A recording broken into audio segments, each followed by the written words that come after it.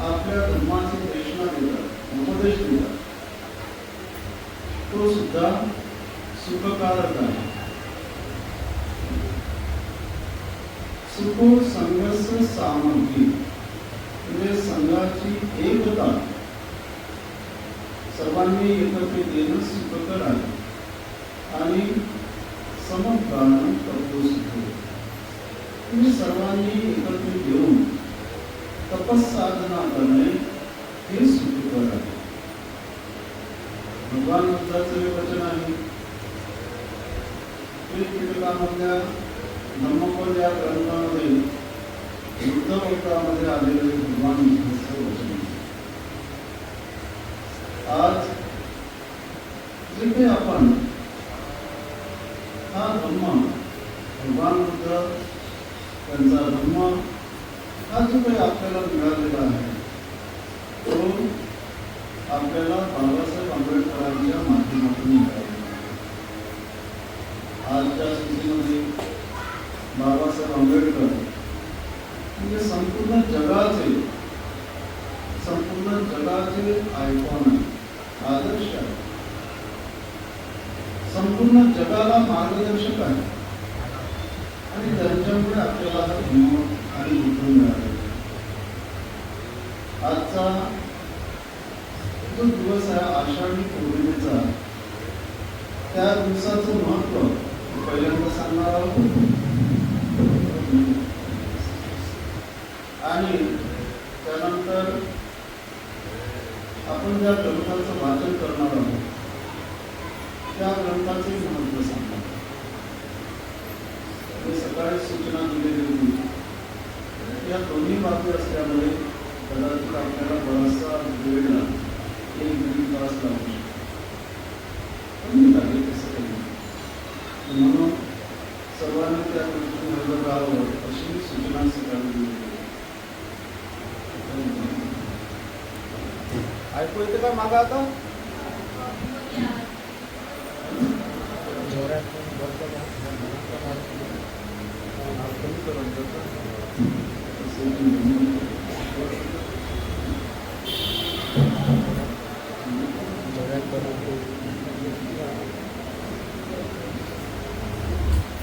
आज ही आषाढी पौर्णिमा आहे.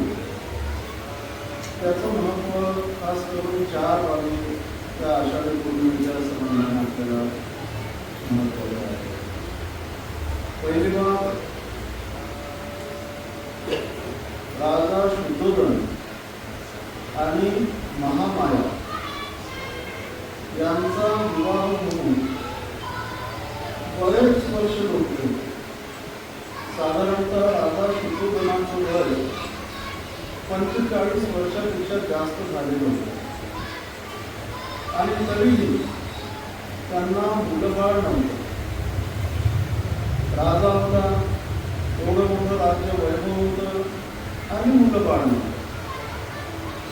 काय राजाला राज्यासाठी वारस पाहिजे असते, मुलबाळ नव्हतं, त्यामुळे ती दुःखी होती. परंतु एका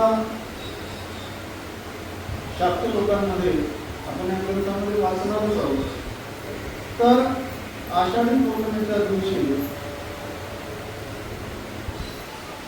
अत्यंत श्रेष्ठ दर्जाचं ती महामाया आचरण करते, धर्माचरण करते. आणि त्या दिवशी महामायेला गर्भधारणा असते. बोधिसत्व सिद्धार्थ हा गर्भामध्ये प्रवेश करतो. तो आजच्या पौर्णिमेच्या दिवशी, आषाढी पौर्णिमेच्या दिवशी इसवी सन पूर्व 564 आषाढी पौर्णिमेच्या दिवशी महामायेला गर्भधारणा होते. ती म्हणजे पहिली बाब आजच्या पौर्णिमेचं महत्त्व. दुसरी बाब म्हणजे सिद्धार्थ गौतम 29 वर्षाचा असताना, 28 वर्षाचा असताना रोहिणी नदीच्या पाणी वाटपाच्या संबंधानं वाद निर्माण होतो, संघर्षाची परिस्थिती येते, युद्धजन्य परिस्थिती निर्माण होते आणि त्यामध्ये युद्ध होऊ नये म्हणून सिद्धार्थ गौतम त्या युद्धाच्या निर्णयाला विरोध करतो आणि त्या विरोधाचा परिणाम म्हणून सिद्धार्थ गौतमाला देश त्यागाची शिक्षा दिली जाते. शाक्य संघाच्या वतीनं सिद्धार्थ गौतमाला देश त्यागाची शिक्षा दिली जाते आणि डायरेक्ट देश त्यागाच्या रूपात न जाता, कारण शाक्य संघाला भीती वाटते, कारण त्यांच्यावरील राजा असतो दुसरा कोसल देशाचा. हे आपण सगळं वाचणार आहोत, फक्त आज आपण त्याचे महत्त्व सांगणार आहोत. तर सिद्धार्थ गौतम आपल्या सर्वस्वाचा त्याग करून संन्यासाचं जीवन करतो. गृहत्याग करतो, सोप्या भाषेत गृहत्याग. आता त्याचा गृहत्याग म्हणजे ते साधा सुद्धा गृहत्याग नव्हता. बौद्ध साहित्यामध्ये त्याला महाविनिष्क्रमण असा शब्द वापरलेला. सिद्धार्थ गौतमाच्या गृहत्यागाला महाविनिष्क्रमण हा शब्द वापरला. याचे स्पष्टीकरण पुढे येणारच आपण सांगू त्यावेळेला. म्हणजे इसवी सन पूर्व 528 मध्ये वयाच्या 29व्या वर्षी सिद्धार्थ गौतम काही नाही होत. सिद्धार्थ गौतम इसवी सन पूर्व 528 मध्ये पत्नी, मुलगा, राज्य सगळ्याचा त्याग करून गृहत्याग करतो. त्या गृहत्यागाला महाविनिष्क्रमण असे म्हटले. ही जी घटना घडते सिद्धार्थाच्या गृहत्यागाची, ती सुद्धा आजच्या पौर्णिमेच्या दिवशी. त्यानंतर सिद्धार्थ गौतम 6 वर्षापर्यंत कठोर तपश्चर्या करतो. कठोर स्वरूपाची तपश्चर्या केल्यानंतर सिद्धार्थ गौतमाला इसवी सन पूर्व म्हणजे सांगितलं सिद्धार्थाचा गृहत्याग इसवी सन पूर्व 534 मध्ये होतो, वयाच्या 29व्या वर्षी. आणि 6 वर्ष कठोर तपश्चर्या केल्यानंतर सिद्धार्थ गौतमाला जी बुद्धत्वाची प्राप्ती होती, ज्ञान प्राप्ती होती, इसवी सन पूर्व 528 मध्ये वैशाख पौर्णिमेच्या दिवशी. परंतु जे सिद्धार्थ गौतमाला ज्ञान प्राप्त होते त्या ज्ञानाचा काही दिवस, साधारणतः 7 आठवडे, बुद्धत्वाच्या प्राप्तीनंतर 7 आठवडे म्हणजे भगवान बुद्ध घडल्यानंतर 7 आठवडे ते वेगवेगळ्या वृक्षाच्या खाली प्रत्येक एका झाडाखाली एक आठवडा थांबतात, असे 7 आठवडे. आणि मग 7 आठवडे संपल्यानंतर म्हणजे 2.5 महिने संपल्यानंतर शेवटच्या आठवड्यामध्ये त्यांना जे ज्ञान प्राप्त झालेलं असते त्या ज्ञानाचा उपदेश देण्यासाठी ते सारनाथकडे येतात. त्यावेळेला त्या परिसराला इसी पतन मृगदाय वन असं म्हटलं जातं. पाली भाषेत इसी पतन मृगदाय वन, मृगदाय वन, मृग संस्कृत शब्द म्हणजे ज्या ठिकाणी धरणांना धान्य टाकले जायचे, धान्य अनाथ टाकले जायचे, त्या वनांमध्ये भगवान बुद्ध जातात आणि त्या ठिकाणी जे पंचवर्गीय भिक्खू असतात त्यांना पहिल्यांदा धर्माचा उपदेश केला. त्यांना जे ज्ञान प्राप्त झालेलं असते, बुद्धत्वाची प्राप्ती झालेली असते, त्याचा पहिला उपदेश ते त्या पंचवर्गीय 5 भिक्खूंना देतात, 5 संन्याशांना देतात. आणि मग ते उपदेश ग्रहण केल्यावर, अर्हत बनल्यावर ते भिक्खू म्हणून गणले जातात. तर ही जी घटना आहे, पहिल्यांदा वैशाख पौर्णिमेला बुद्धाचा जन्म होतो. बुद्धाचा जन्म ज्ञान प्राप्ती झाल्यावर सिद्धार्थ राहत नाही तर ते विठ्ठल बनतात. आणि बुद्धाचा जन्म झाल्यावर ते जे बुद्धत्व आहे, बुद्धत्वाचं ज्ञान आहे, ते पहिल्यांदा भगवान बुद्ध या जगाच्या समोर 5 परिवाराच्या निमित्तानं ते व्यक्त करतात. आणि त्या ठिकाणी धर्माचा जन्म. म्हणून आजच्या पौर्णिमेला म्हणजे तो जो धर्माचा पहिला उपदेश भगवान बुद्ध देतात, त्या उपदेशाला ती पुस्तकामध्ये धम्मचक्र प्रवर्तन सूत्र असं म्हणते.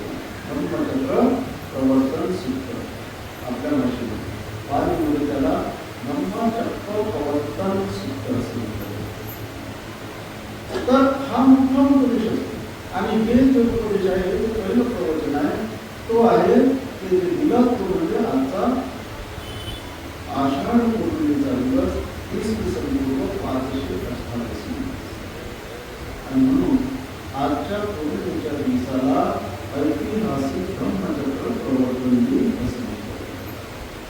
जगाच्या पातळीवर, भारतात नाही, संपूर्ण जगामध्ये आजच्या पौर्णिमेला धम्मचक्र प्रवर्तन दिन म्हणून संबोधलं जातं. जे बौद्ध लोक आहेत, बौद्ध लोक आहेत.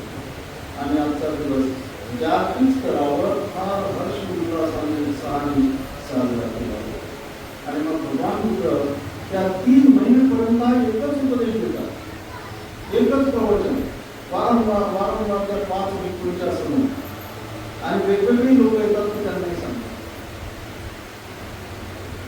सगळ्यात महत्वाचं जे ज्याला आपण महत्वाची बाब म्हणून किंवा महत्व म्हणून ते म्हणजे आजचा दिवस भगवान बुद्धांचं पहिलं प्रवचन. आणि त्यानंतर काही काळानंतर भगवान बुद्ध वर्षावास या परंपरेची सुरुवात करतात. लगेच 1 वर्ष. कारण पावसाळ्याच्या दिवसांमध्ये भिक्खू लोकांना हिंडाफिरायला त्रास होतो, पाऊस असतो.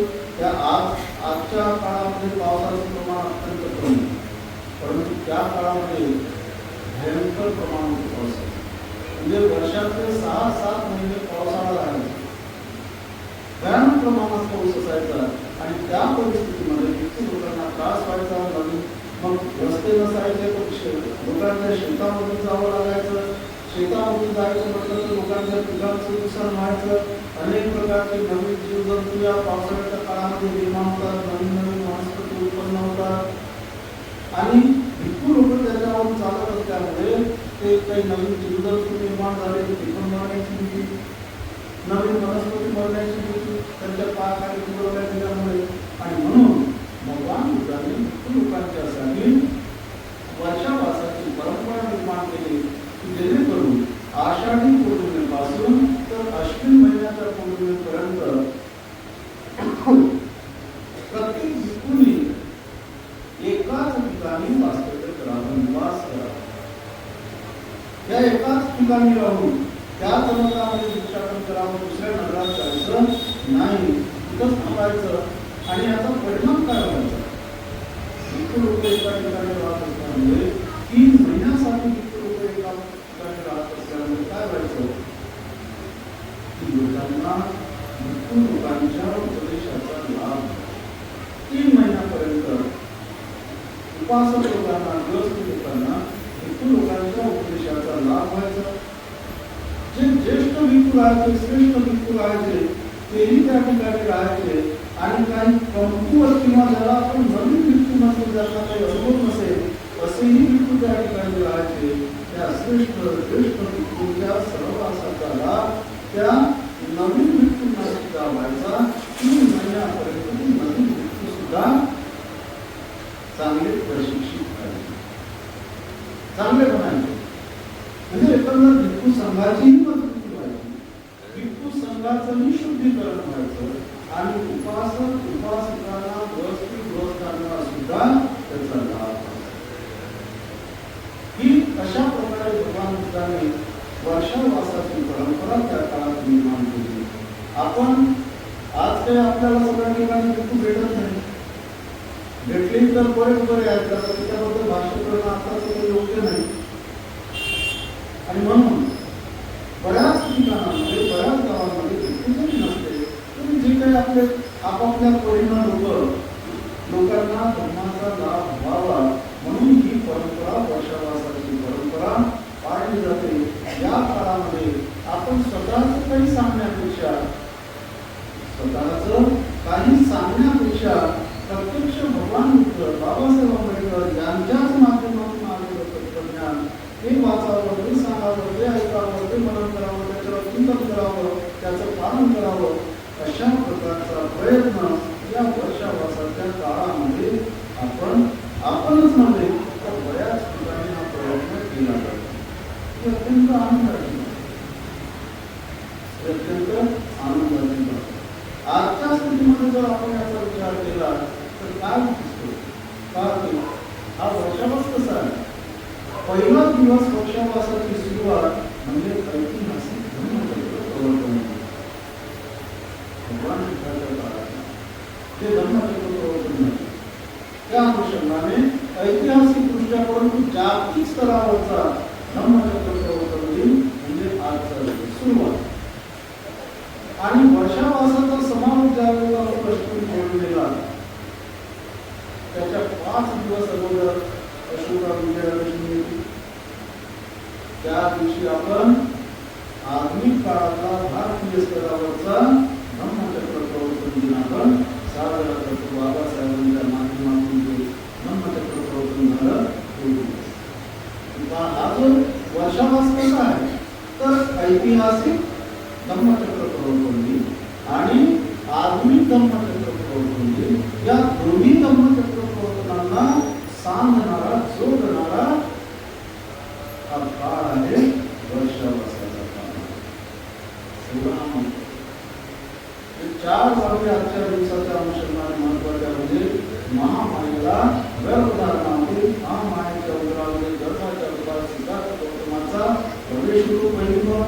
दुसरी बाब बोधिसत्व सिद्धार्थ गृहत्याग करतो इसवी सन 534 मध्ये.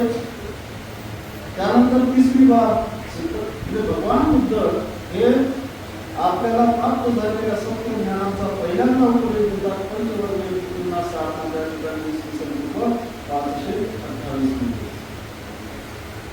आणि चौथी बाब म्हणजे आजच्या दिवशी सुरुवात होते वर्षावासाची.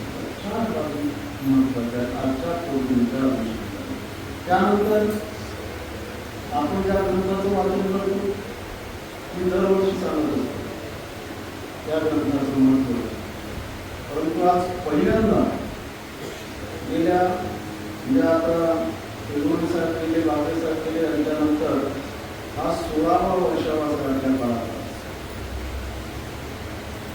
2018 मध्ये पहिल्यांदा, त्यानंतर 2007 कोरोनाचा कालावधी केला त्यावेळेला 1 वर्ष आपण हा कार्यक्रम राबवू शकलो नाही. 16वा वर्ष आहे.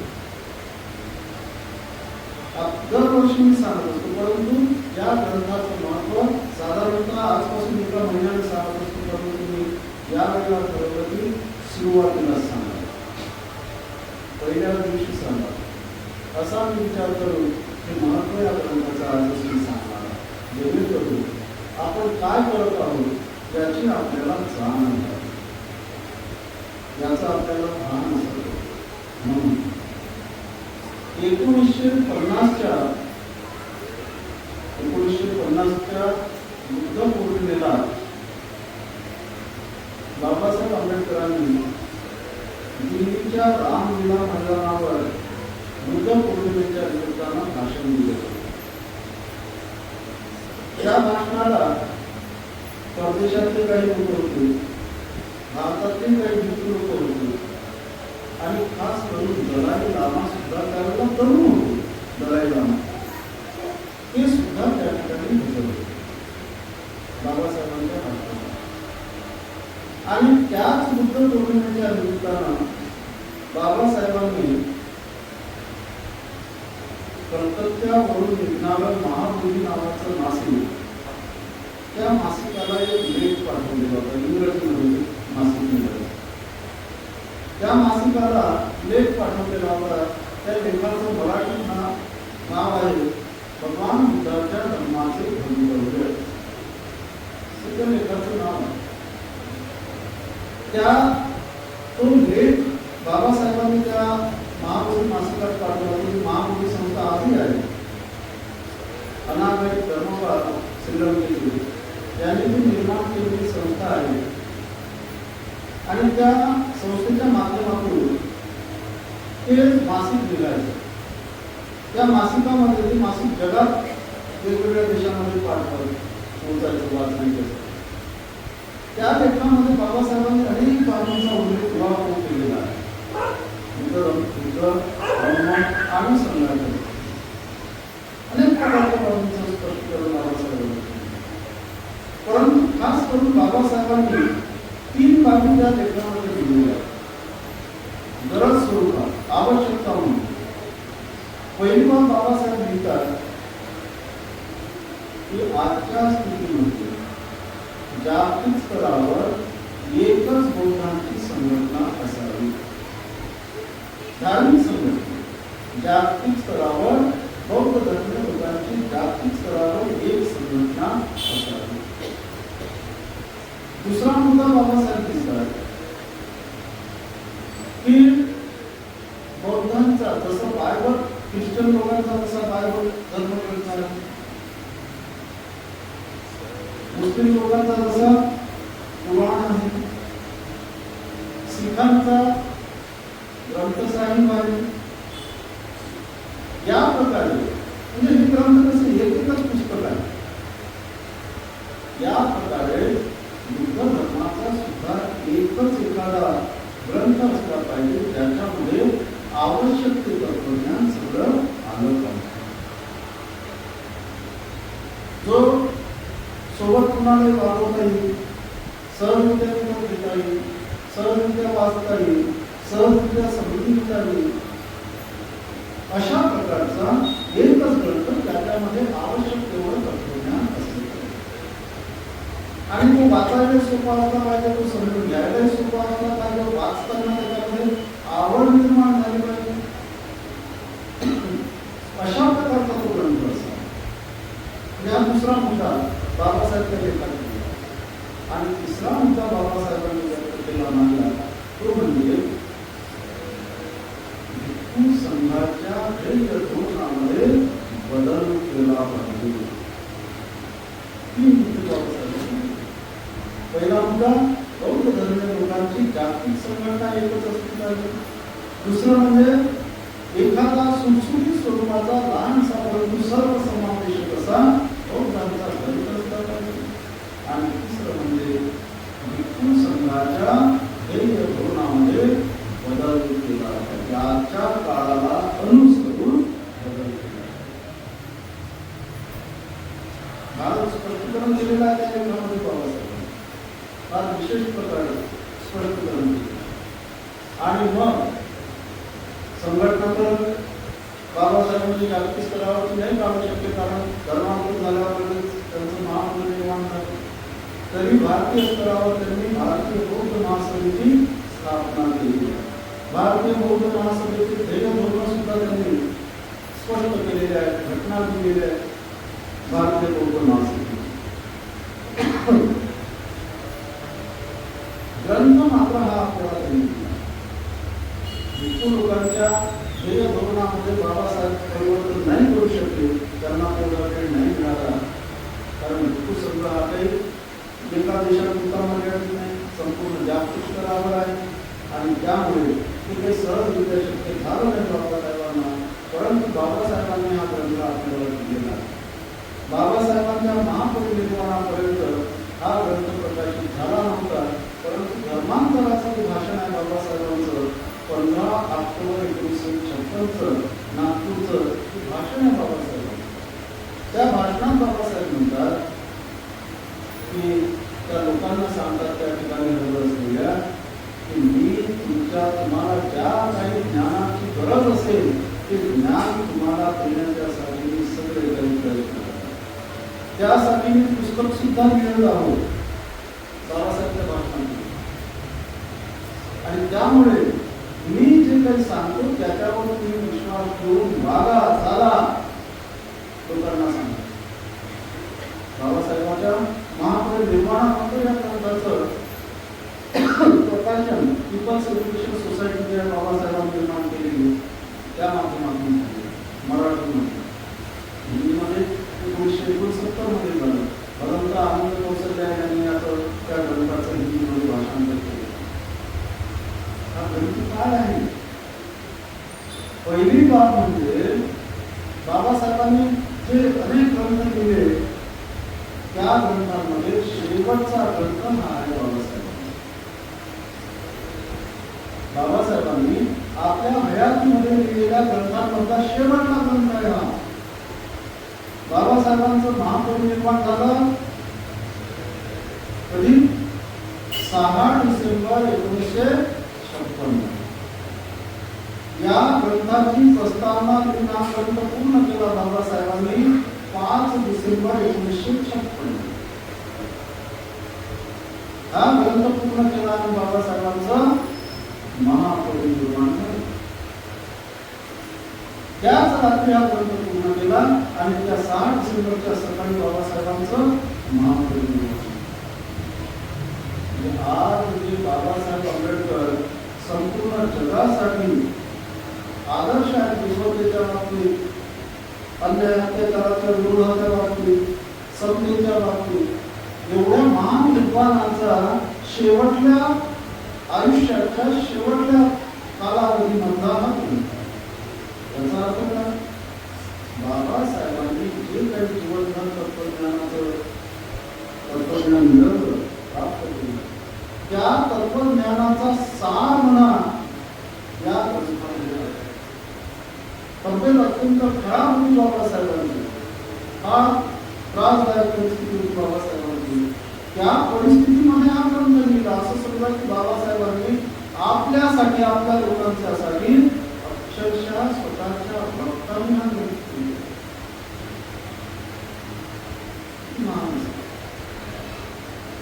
या ग्रंथ कारण अनंत आनंद कौशल्या यांनी या ग्रंथाचं हिंदीमध्ये भाषांतर केलं. त्या भाषांतराच्या प्रतीच्या प्रस्तावनेमध्ये अनंत आनंद कौशल्या हिंदीमध्ये लिहिलेला आहे. मी मराठीत सांगतो ते म्हणतात की बौद्ध साहित्य समुद्रासारखं आहे. बौद्ध साहित्य हे अथांग अशा समुद्रासारखं आहे. एवढ्या समुद्रासारख्या असलेल्या अथांग अशा साहित्यामधून कोणता भाग घ्यावा, कोणता भाग सोडावा, कोणत्या भागाला कुठं बसवावं, कोणत्या भागाला किती घ्यावं, किती प्रमाणात घ्यावं, याची निवड करणं हे जगातल्या कोणत्याही विद्वानातल्या विद्वान माणसाला शक्य नाही. जगातल्या कितीही विद्वानातल्या विद्वानालाही ते शक्य नाही. ते काम बाबासाहेब आंबेडकर, हे काम बाबासाहेब आंबेडकरांनी कुणासाठी? कारण बौद्ध साहित्य काय? ज्याला जगाच्या पातळीवर ज्याला बौद्धांचा धर्मग्रंथ म्हटलं जाते तो धर्मग्रंथ कोणता आहे? त्रिपिटक. त्याला त्रिपिटक म्हणतात. आता त्रिपिटक म्हणजे काही एखादं पुस्तक नाही आहे किंवा दोन्ही पुस्तकं नाही. काय त्रिपिटक म्हणजे? त्रि म्हणजे 3 आणि पिटक म्हणजे पेटाळे. 3 प्रकारचे पेटाळे. आपण या ठिकाणी 3 प्रकारचे भाग म्हणून पेटाळे घ्यावे. काय त्रिपिटक? पहिला आहे विनय पिटक. विनय पिटकामध्ये आहे भिक्खू लोकांचे नियम. भिक्खूंचे नियम आहे. भिक्खूंचे नियम कोणते आहे? 5 ग्रंथ आहेत त्याच्यामध्ये. विनय पिटकामध्ये 5 ग्रंथ आहेत. पारादीपा, पाचुक्य, शुल्कवग्र, महावग्र आणि परिवार पाठ असे 5 ग्रंथ. त्याची 4 ग्रंथ केले पाठ. दुसरा आहे सुत्त पिटक. सुत्त पिटक म्हणजे भगवान बुद्धांनी जे उपदेश दिले, प्रवचन दिले, प्रवचनांचा जो संग्रह आहे त्याला म्हणतात सुत्त.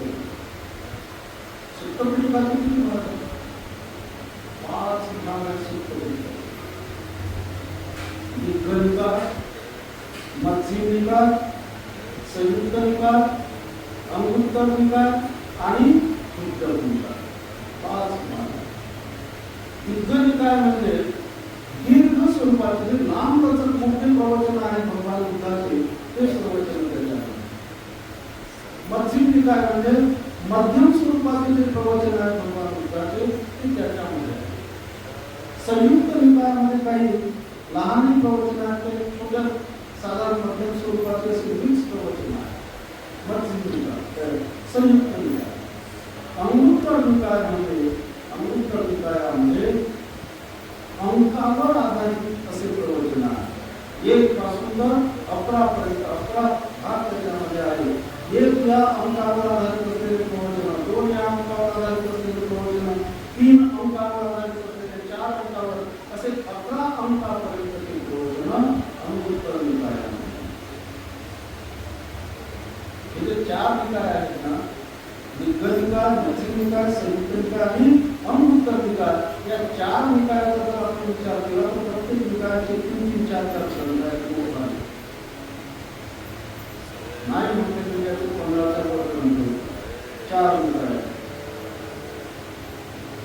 विनय निकायाचे वेगळे. आणि 5वा जो निकाय सुप्रसिद्ध करतात तो म्हणजे उद्धव निकाय. उद्धव म्हणजे लहान लहान स्वरूपाचे ग्रंथ, त्याच्यामध्ये 15 ग्रंथ. या उद्धव निकायामध्ये 15 ग्रंथ आहेत. उद्धवपाद, ब्रह्मपद, पुराण, इतिवृत्त, सूत्रनिपात, वेदवस्तु, विमानवस्तु, वेदगाथा, केलिगाथा, जातक, निर्देश, पटिसंहिता मध्य, बुद्धवंश, चैत्यापिटक आणि एक सूत्रनाथ. 15 ग्रंथ. ब्रह्मपद एवढाच ग्रंथ आहे. 423 गाथा म्हणजे भगवान बुद्धाचे जे वचन आहे ते 423 गाथा वचनाच्या रूपात त्या ग्रंथात. परंतु त्या भगवान बुद्धांनी प्रत्येक वचन कोणत्या ठिकाणी कशा प्रकारे कोणत्या प्रसंगाला अनुसरून म्हटलं, याचं जे काही स्पष्टीकरण आहे, त्याच्या ज्या काही घटनांचा उल्लेख आहे, त्या कथा आहे, त्याचे 7 खंड आहेत. माझ्याकडे आहे. म्हणजे असे किती ग्रंथ त्रिपिटक आहे. त्याच्यानंतर आहे अभिधम्मपिटक. अभिधम्मपिटकाचे सुद्धा 7 ग्रंथ आहेत. हा अभिधम्मपिटक म्हणजे डोक्याच्या वरून जाणारा, ज्याला थिओलॉजिकल फिलॉसॉफी असं म्हटलं जातं इंग्लिशमध्ये.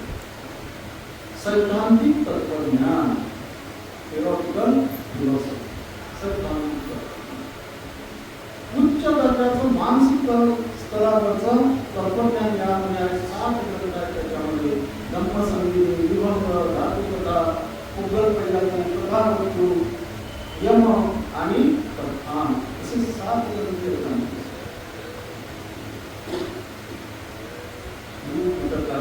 विचार केला 40च्या वर ग्रंथ, 40-50 वर ग्रंथ. आता सांगा, नुसत्या त्रिपिटकात, या त्रिपिटकातल्या ज्या काही बाबी असतात हाचा खंड असलेल्या, त्याच्यावर आचार्य बुद्धघोषांनी 19 आणि 5व्या शतकामध्ये अर्थकथा दिली. त्यात ह्या त्रिपिटकाची पेक्षा मोठ्या जास्त आहे. त्याच्याशिवाय बुद्धघोषांनी लिहिलेला विशुद्धीमत्व ग्रंथ, अश्वघोषांनी लिहिलेला भगवान बुद्धचरित्र, असंग वसुबंधू यांनी लिहिलेले ग्रंथ, विविध प्रश्न आहे. किती मोठं साहित्य आहे बौद्ध साहित्य. आणि म्हणून बौद्ध साहित्य आहे, त्याच्याशिवाय दुसऱ्याही धर्माच्या ग्रंथांचा विचार या ग्रंथामध्ये बाबासाहेबांनी केला. बुद्ध धर्माच्या व्यतिरिक्त असलेले जे ग्रंथ आहेत त्याही ग्रंथांचा अभ्यास करून या ग्रंथामध्ये उल्लेख बाबासाहेबांनी त्यांचा केलेला. आता सांगा, तुम्हाला शक्य आहे एवढं म्हणून काम. आणि म्हणून भगवान भगवंत आनंद कोसले यांनी म्हटलं की हे जे काम केलं ना, हे जगातल्या विद्वानांच्या विद्वानांनाही शक्य नव्हतं ते बाबासाहेबांनी काम केलं आणि तेही आयुष्याच्या शेवटच्या क्षणापर्यंत अक्षरशः आपल्या भक्ताचं पाणी घेऊन कोणासाठी आपल्यासाठी आणि म्हणून हा ग्रंथ वाचताना आता मी किती वाचला किती वेळ वाचला असं माझ्याही लक्षात नाही. नोकरीला लागायच्या अगोदर 6-7 वर्ष निघत जाईल त्या ग्रंथाचे वाचन केले आणि अलीकडे आता वैयक्तिक स्तरावर वाचन करतो आणि सार्वजनिक स्वरूपात सुद्धा मी इथेही आणि काही वेळेला बाहेर सुद्धा वाचन केले. पण काय मनात याला सगळं समजलं असं नाही. काही लोक म्हणतात पण म्हणे म्हणतात पोलिसांनी कोणता ग्रंथ वाचून राहिले पण सांगा काय चालू आहे. आपण काय म्हणतो अगोदरच ऐकला आहे अगोदरच वाचलेला आहे अगोदरच समजलेला समज नाही म्हणतो.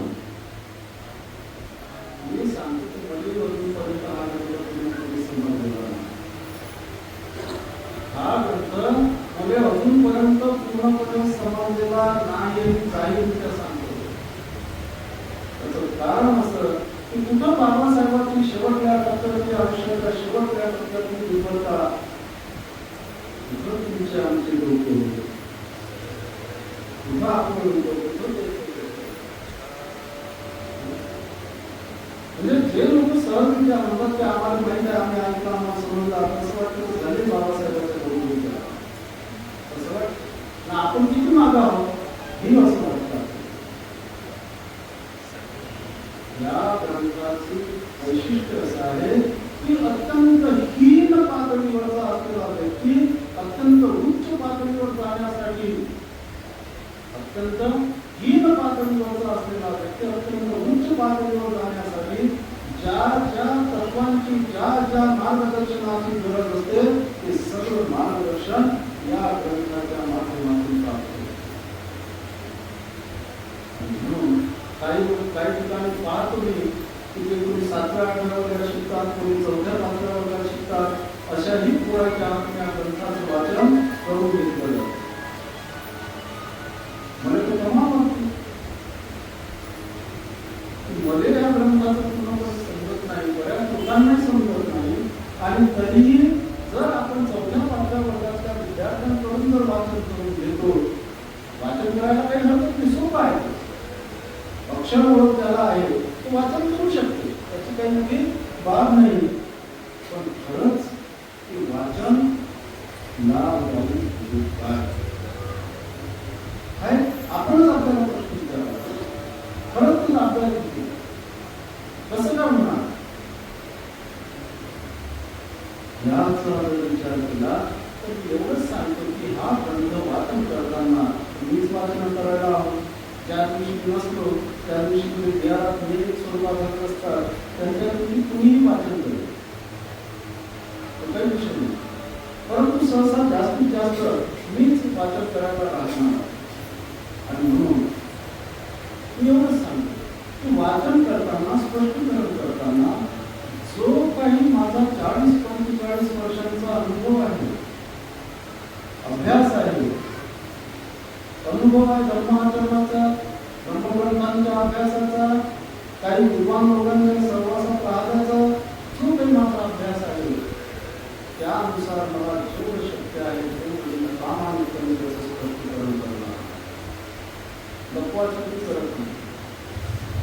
बऱ्याच मुलीमा माझ्यामध्ये आहे भरपूर मुलीमा आहे माझ्यामध्ये भरपूर मुलीमा कारण आपण परिपूर्ण महापुरुष करू महापुरुष आपण नाही ना आणि बोधिसत्वाच्याच प्रतिज्ञामध्ये आहे दुसरीच प्रतिज्ञा आपण करूया आपण दोष असंख्य ते नष्ट करणे. बोधिसत्व म्हणतात की आपल्या असंख्य दोष आहेत आपण काय म्हणणार की आपल्यात काही दोष नाही. आपल्यात जर काहीच दोष नाही असं जर आपण म्हणत असू त्याने काय म्हणणार एक नंबरवर एक त्याने मूर्ख म्हणा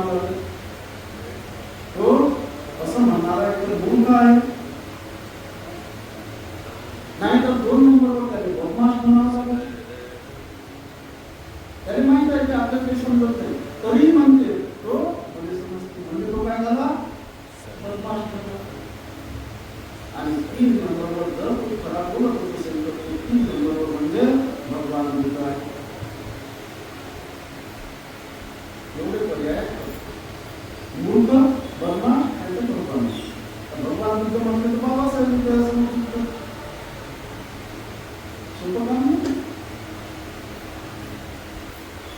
म्हणून बाबासाहेबांचे आदर्श आहेत आणि त्यांनी ज्या ग्रंथाच्या शेवटच्या प्रतिज्ञा दिलेल्या आहेत ती प्रतिज्ञा आपण करूया. आपण दोष असंख्य, आपल्यात असंख्य हे नष्ट करण्याचा आपण प्रतिज्ञा करा.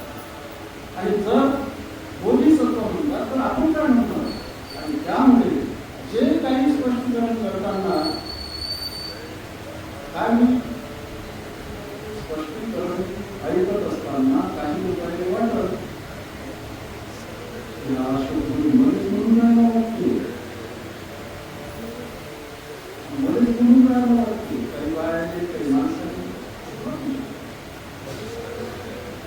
कसं नाही तुम्ही असं वागतो म्हणून तुम्ही अशी वागतो तुम्ही सांगितलं आणि हा म्हणून बोलून राहिला. आता इतके अर्धे लोक अर्ध्या गोष्टी असतील तसं नावाविषयी बोलत नाही सगळे. आणि काय त्यासाठी कोणी कोणाला बोलायचं आहे बोलून आहे.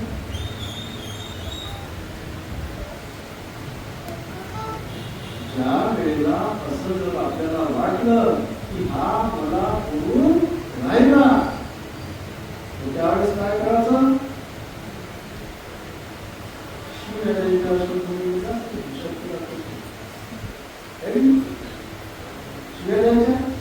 वाईट म्हणायचं, द्वेष करायचं त्याचं नाही ना. त्यावेळेला पाहायचं मध्ये वाईट काऊन वाटतं, मध्ये वाईट वाटलं याचा अर्थ हा दोष माझ्या ही सगळ्यात महत्वाचं. हा दोष माझ्यामध्ये आहे म्हणून ते मला पोचलं, म्हणून मला ते पोचलं, म्हणून मला त्याचं वाईट वाटतं. आणि जेव्हा आपल्याला याची जाणीव होईल की हा दोष माझ्यामध्ये आहे तर तो दोष दूर कोण करा, दूर कोण तो दोष दूर करण्याच्यासाठी सुद्धा आपणच प्रयत्न करायचे. ही अत्यंत महत्वाची. कारण हा ग्रंथ आपण या वर्षापासाच्या निमित्तानं आजपासून तर येणाऱ्या 3 महिन्यात, तिसऱ्या 3 महिन्यानंतरच्या अश्विन पौर्णिमेपर्यंत असं समजा की आपण स्वतःला मूळ घातलेला आहे. दरवर्षी सांगतो मूळ घातलेला आहे. जसं आपण घरी हरभरे, मटकी, लसूण कोणते मूळ घालतो ना, भिजू घालतो ना, ते मुरले पाहिजे. म्हणजे ते मूर्ती त्याच्यानंतर आपण त्याचं काय करायचं, भाजी उसळ काय करायचं ते करू. मूळच नाही तुमचं राहिले तर त्याचं काय होणार आहे, काय होणार नाही. उत्सवाचं काय होतं ते कधीतरी पुढे सांगितलं, आज नाही सांगितलं. त्याची उत्सुकता ठेवा काय होतं उत्सवाचं. परंतु एवढं सांगतो की उत्सव राहायला व्यक्ती अधोगतीला जातो, नरकात जातो, अधोगतीला. जो चांगल्या वातावरणात, चांगल्या विषयामध्ये, चांगल्या वातावरणात जो मुळत नाही तो उत्सव आहे. उत्सव आहे तो पापीपणात गुंग राहणार आहे, वाईट कर्म करण्यातून गुंग राहणार आहे, तल्लीन राहणार आहे, म्हणजेच तो अधोगतीला जाणार आहे. जे काही आपण ऐकणार आहोत हा जो ग्रंथ आहे ना, पहिले सांगितलं बाबासाहेबांचा हा शेवटचा ग्रंथ आहे, आपल्यासाठी अक्षरशः रक्ताने लिहिलेला आहे. म्हणून या ग्रंथाचं महत्व अनन्यसाधारण आहे. जागतिक बौद्ध विद्वानांमध्ये या ग्रंथाला की ऑफ बुद्धिझम असं म्हणतात. की ऑफ बुद्धिझम म्हणजे बौद्ध तत्वज्ञानाची गुरु किल्ली असं या ग्रंथाला म्हणतात. एवढं या ग्रंथाचं महत्व आहे. सगळ्या प्रकारच्या आध्यात्मिकदृष्ट्या, धार्मिकदृष्ट्या आपल्या मनात उद्भवणाऱ्या प्रश्नांचं उत्तर या ग्रंथात आपल्याला मिळाल्याशिवाय राहत नाही. ज्या आवश्यक बाबी आहेत त्याचं नक्कीच उत्तर आपल्याला या ग्रंथाच्या माध्यमातून मिळते. अनावश्यक बाबीचं तर भगवान बुद्धांनी काढलं, बाबासाहेब काय केले. परंतु ज्या आवश्यक बाबी आहेत त्याचं सगळ्याच उत्तर या ग्रंथामध्ये. आणि म्हणून जास्तीत जास्त लोकांनी या ग्रंथाला, जरी आपल्याला आजपर्यंत जास्त आहे, कदाचित उद्यापासून कमी होती. मी काही कोणाला म्हणत नाही कमी व्हा जास्त व्हा, जास्त व्हा असं म्हणू शकते, कमी व्हा मी कोणाला. पण जेवढं शक्य आहे तेवढा आपण याचा लाभ विश्वास असतो तरी हरकत नाही, आपले कामधंदे आठवत असतो तरी हरकत नाही, परंतु जीवनामध्ये अशी संधी मिळेल असं नाही. जीवन किती नाजूक आहे, किती बेभरोशाचं आहे, किती अनिश्चित आहे. जीवनात धर्म श्रवण करण्याची संधी सगळ्यांना मिळत नसते. सगळ्यांना ज्यांचे जेवढे सत्कर्म असतील त्याच प्रमाणात त्यांना धर्म श्रवण करण्याची संधी मिळत असते. काही लोकांना वाटतं की हे काम चुकत आहे म्हणून मी केलं, हे काम चूक कोणीच नसते आणि सगळ्यालाच काही कामही नसतं. सगळ्यालाच काम नसतं की सगळेच काही काम चुकही नसतं. आपल्या मनाची इच्छा जर असली मनातून तर आपण तिकडे जातो. आपली इच्छा नसली तर आपण जात नाही. अशातला होणार जेवढं शक्य आहे तेवढं आपण करावं. काही सूचना ग्रंथ म्हणजे या लोकांना आपापले सगळे मोबाईल स्विच ऑफ किंवा सायलेंट मोडवर ठेवायचे. ज्याचा मोबाईल वाजला त्यानं चुपचाप बिहारच्या दान पेढीत 100 रुपये आणून टाकायचे. कुणाला म्हणणार आमची झाली तर आम्ही टाकतो, सगळ्यांना माहिती आहे. 12 महिन्याचा नियम आहे, परंतु आज या वर्षापासून काही नवीन लोक येतात म्हणून मला ते सांगावं. प्रत्येकानं याची काळजी घ्यायची. बिहारात आल्यावर कितीही जोरात बोला, फक्त बाजूच्याने ऐकून नाही केलं. किती जोरात बोला, फक्त बाजूच्याने ऐकून गेलं नाही पाहिजे एवढी काळजी. ज्या काही आपल्या चपला वगैरे आहेत त्या काळजीपूर्वक चपला आपापल्याच धर्मला सारख्या दिसतात. काही लोक तर त्या चपलाची काळजी, कारण आपल्यामुळे आपण जर कुणाची चप्पल घेऊन गेलो तर दुसऱ्यांना त्रास होतो. तो दुसऱ्यांना त्रास होणं, आपल्यामुळे त्रास होणं तिथे चांगले कर्म नाही. आणि म्हणून चप्पल घेताना आपण प्रत्येकाने काळजी घेतो. बिहारात आल्यानंतर एक तर सुरुवातीला पुष्प असले तर भगवान बुद्धाच्या प्रतिमेसमोर पुष्प अर्पण करायचे. मधात कोणीही येऊन पुष्प वगैरे अर्पण करून डिस्टर्ब करू नका. मागं आल्यावर बसायचं, तिथं जागा असते. सगळ्यात अगोदर येणाऱ्यांनी सगळ्यात पुढं बसायचं. कुणाची जागा रिझर्व राहणार नाही. नेहमीचं ठीक आहे, परंतु जागा कुणाची रिझर्व राहणार नाही. जो समोर येईल त्यांना समोर बसायचं. मागून येणाऱ्या लोकांना जागा राहिली पाहिजे याची प्रत्येकानं काळजी घ्यावी. या ग्रंथाची आपण ग्रंथाची माहिती सांगितली, थोडक्यामध्ये जाऊन आपण सगळ्यांनी ऐकले. या ग्रंथाचं महत्व आपण पाहिलेलं आहे. आज आपण औपचारिकरित्या केवळ या ग्रंथाची सुरुवात करणार आहोत. फक्त एक पेज वाचन करू.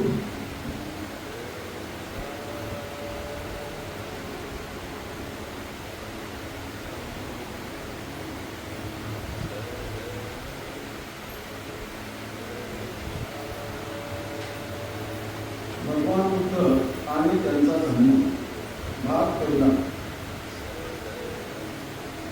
जन्मापासून परिवर्तनेपर्यंत पूर्व ख्रिस्तपूर्व 6व्या शतकात उत्तर भारतात सार्वभौम असे एक राज्य नव्हते. संबंध देश निरनिराळ्या अनेक लहान मोठ्या राज्यात विभागला गेला होता. त्यापैकी काही राज्यांवर एका राजाची सत्ता होती तर काहींवर एका राजाची सत्ता नव्हती. राजाची सत्ता असलेली राज्ये एकूण संख्येने 16 होती. त्यांची नावे अंग, मगध, काशी, कोशल, वर्जी, मल्ल, चेदी, वत्स, कुरु, पांचाळ, मत्स्य, सौसेन, अश्म, अवंती, गांधार आणि कंबोज ही होती. ज्या राज्यांवर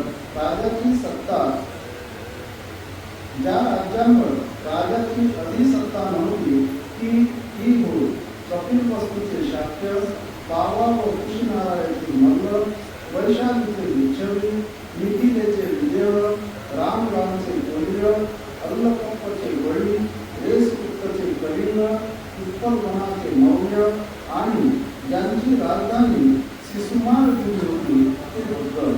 ज्या राज्यांवर राजाची सत्ता होती त्या राज्यांना जनपद म्हणून व ज्यावर राजाची सत्ता नव्हती त्या राज्यांना संघ किंवा गणराज्य असे म्हणत असत.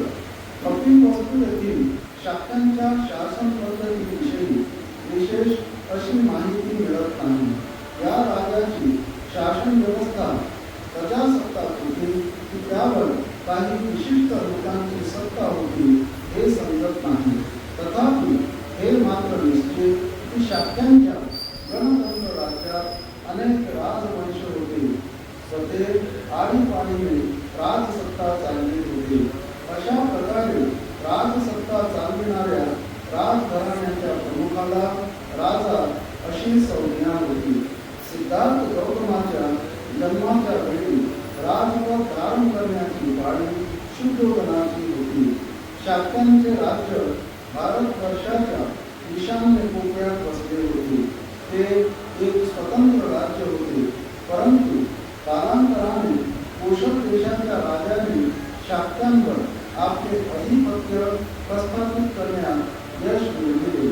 कोशलाधिपतीच्या अधिसत्तेमुळे शाक्यांना कोशल राजाच्या अनुज्ञेखेरीज आपल्या राजसत्तेचे काही अधिकार वापरणे अशक्य झाले होते. तत्कालीन राज्यात कोसल राज्य हे एक सामंतशाही राज्य होते. मगधाचेही राज्य तसेच प्रबळ होते. कोशल देशाचा राजा प्रसिद्धी व मगध देशाचा राजा बिंबिसार हे सिद्धार्थ गौतमाचे समकालीन होते. आज आपण एवढंच फक्त औपचारिकरित्या सुरुवात केलेली आहे.